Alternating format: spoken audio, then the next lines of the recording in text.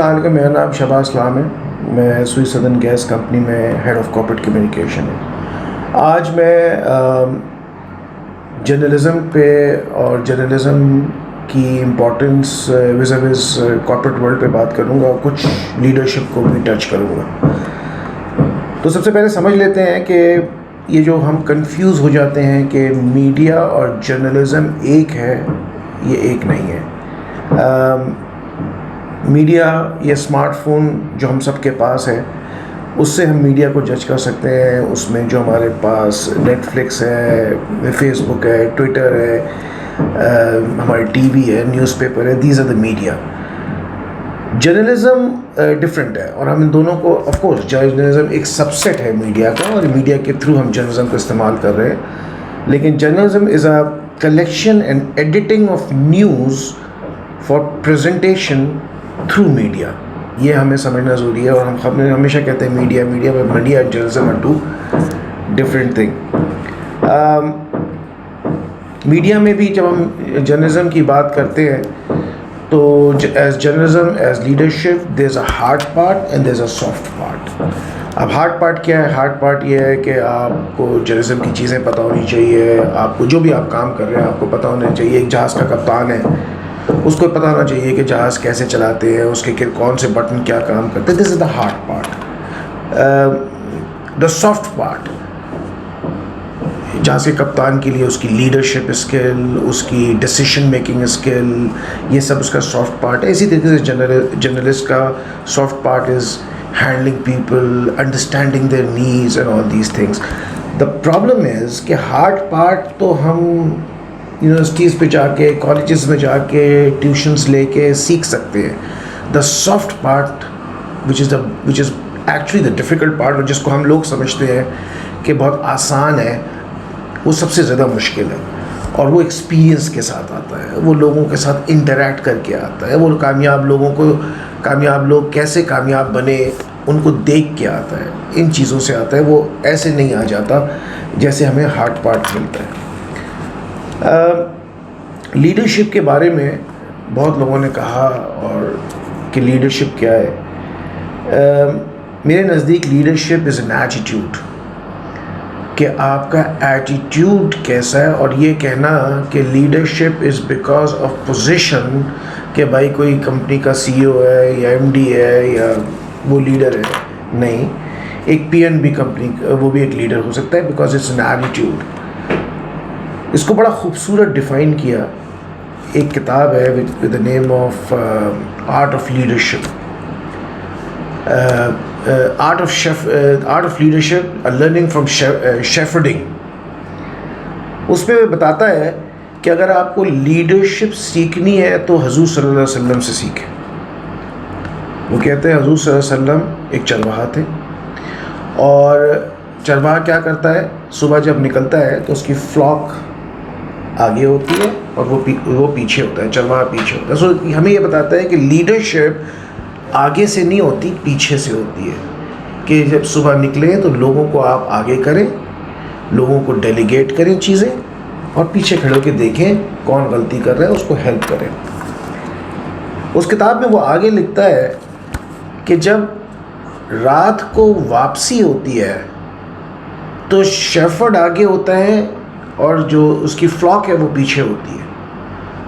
اس میں آگے وہ لکھتا ہے کہ بھائی وہ اس لیے ہوتی ہے کہ رات کو جب واپسی ہو رہی ہوتی ہے تو جانور حملہ کر سکتے ہیں. تو جب مشکل وقت ہوتا ہے تو لیڈر آگے ہوتا ہے اور فلاک پیچھے ہوتی ہے. پرابلم ہمارے ملک کا یہ ہے کہ ہم اس کے الٹ کر رہے ہیں کہ جب سب کچھ اچھا ہوتا ہے تو لیڈر آگے ہوتا ہے اور اس کی عوام پیچھے ہوتی ہے، اور جب مشکل وقت آتا ہے تو لوگوں کو آگے کر دیا جاتا ہے اور لیڈر پیچھے چھپ جاتا ہے. اور جب بھی آپ کوئی چیز ایک بیسک تربیت کا الٹ کریں گے تو پھر وہ لیڈرشپ نہیں ہو سکے گی. لیڈر کے پاس، لیڈر ہو کوئی بھی کامیاب آدمی ہو، اس کے پاس ہم نے 5 سینسنگ تو سنے ہوئے ہیں کہ دیکھنا، سننا، بولنا، سننا، محسوس کرنا. ایک چھٹی حس بھی ہے، اور ہم سب کو پتہ ہے کہ چھٹی حس ہوتی ہے. ایک 7ویں حس بھی ہے. اور وہ جو ساتویں حص ہے اس کو کہتے ہیں خواب دیکھنے کی حص. تو جو خواب آپ دیکھنا چاہتے ہیں آپ وہ خواب دیکھ سکتے ہیں. وہ شاعر کہتا ہے آسمانوں پر نظر کر انجم و مہتاب دیکھ. آسمانوں پر نظر کر انجم و مہتاب دیکھ. اگر صبح کی بنیاد رکھنی ہے تو پہلے خواب دیکھ. خواب دیکھنا اتنا ضروری ہے. محمد علی the greatest sports main on earth کہتا ہے champions are in made in gyms. Champion gym میں نہیں بنتے. Champions are made something they have deep inside them, a desire, a vision, a dream. کہتا ہے the will has to be stronger than the skill to be successful. اور شاعر کہتا ہے میں ایسے ایک شخص کو زندوں میں کیا شمار کروں, میں ایسے شخص کو زندوں میں کیا شمار کروں جو سوچتا بھی نہیں اور خواب دیکھتا بھی نہیں. احمد ندیم قاسمی صاحب کا شعر ہے. مطلب ان کے نزدیک وہ شخص زندہ ہی نہیں ہے جو خواب نہیں دیکھتا. رابن شرما, اور یہ ہم سب کے لیے ہونا چاہیے, اور میں خاص طور پہ جب یہ جو آدمی جرنلزم کا پروفیشن لیتا ہے اس کے لیے تو بہت زیادہ ہے. رابن شرما کہتے ہیں کہ when you were born you cried and the world rejoiced. Live a life that when you die the world cries and you rejoice. مقصد ہونا چاہیے زندگی کا. مقصد پیسہ نہیں ہونا چاہیے. We need to add value to the world because when we leave the world should cry. اور ہمیں یہ سکون ہونا چاہیے کہ ہم نے اس دنیا کے لیے کچھ کیا. یوگینڈا کا پریزیڈنٹ تھا ایدی امین. اس کو کہتے تھے he was a butcher of Uganda. کہتا ہے there is a freedom of speech. کہتا تھا there is a freedom of speech but I can not guarantee the freedom after speech. اللہ کا شکر ہے ہمارے ملک میں تو یہ نہیں ہے. We have freedom of speech but the problem with the freedom of speech is that the freedom of speech is not a licence to abuse. آپ کے پاس لائسنس نہیں آ گیا ٹو ابیوز.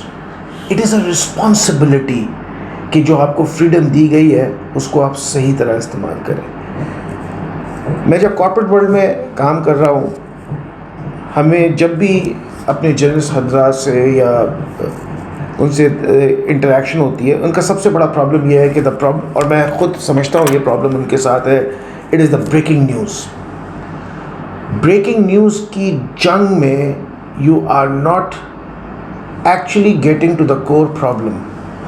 اور میری ریکویسٹ ہے جو بھی اس جرنلسٹ انڈسٹری ہمارے جرنلزم میں آتا ہے اس کی بہت بڑی رسپانسبلٹی ہے کہ وہ سچ بتائے. بیکاز وہ کہتے ہیں کہ the difference between honesty and integrity, وہ ایک زمانے میں کانسیپٹ تھا کہ honesty is the best policy.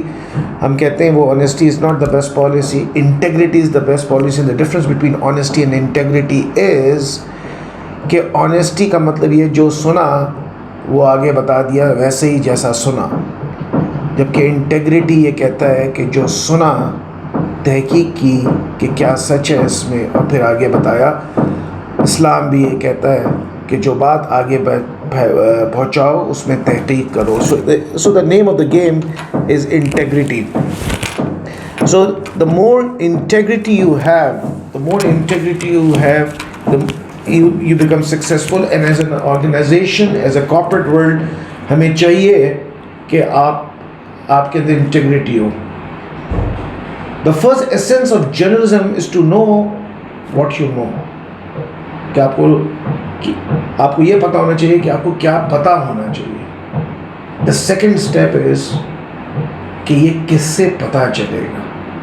So if you are in journalism, یہ نہیں ہوگا کہ آپ آفیسز سے بیٹھ کے سوشل میڈیا کے تھرو واٹس ایپ کے تھرو نیوز بنائیں. You have to interact with people, you have to interact with the corporate world. اور میں اس وقت کارپوریٹ ورلڈ کی بات کر رہا ہوں, باقی جو پولیٹیکل ہے وہ ایک الگ ہے, اسپورٹس الگ ہے, میں کارپوریٹ ورلڈ کی بات کر رہا ہوں. You have to interact with the corporate world, you have to interact with the right people in the corporate world to get the right information. Because اگر میری کمپنی جو کہ سوئی گیس ہے اس میں اگر گیس شارٹیج ہے تو کچھ لوگ اس شارٹیج کی اصل وجہ پہ نہیں جائے بغیر سارا بلیم ہمیں کر دیتے ہیں, جبکہ they need to understand that the gas shortage is because of some other reason.